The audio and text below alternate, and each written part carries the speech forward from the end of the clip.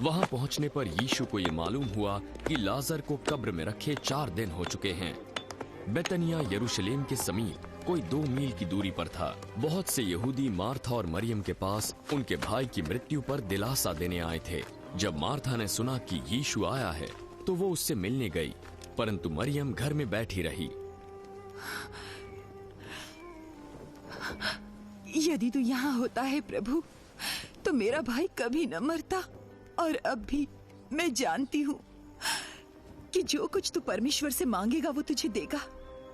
तेरा भाई फिर जी उठेगा। मैं जानती हूँ कि अंतिम दिन वो जी उठेगा। पुनरुत्थान और जीवन मैं ही हूं। जो कोई मुझ पर विश्वास करता है वो यदि मर भी जाए तो भी जिएगा। जो कोई जीवित है और मुझ पर विश्वास करता है वो कभी ना मरेगा। क्या तू विश्वास करती है?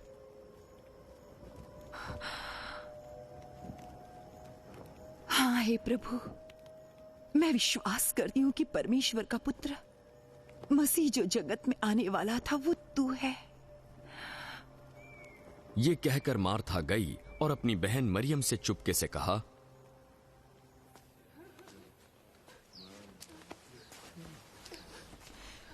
गुरु यहाँ है और तुझे बुलाता है। जब मरियम ने ये सुना तो वो तुरंत उठकर उसके पास आई।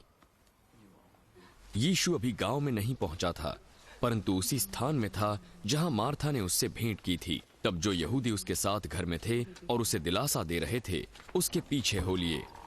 जब उसे उठकर बाहर जाता देखा, वे समझे वो कब्र पर रोने जा रही है।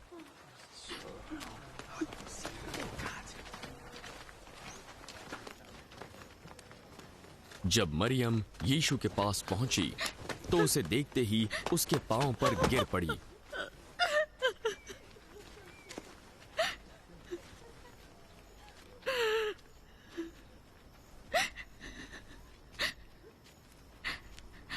हे प्रभु,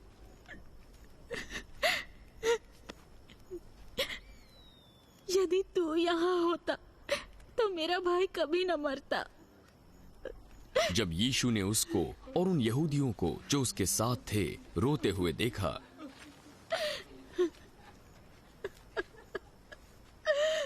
तो आत्मा में बहुत ही उदास और व्याकुल हुआ।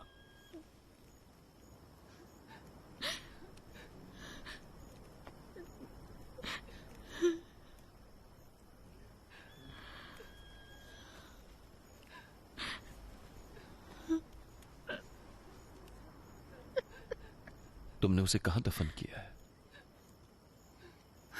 चलकर देख ले प्रभु।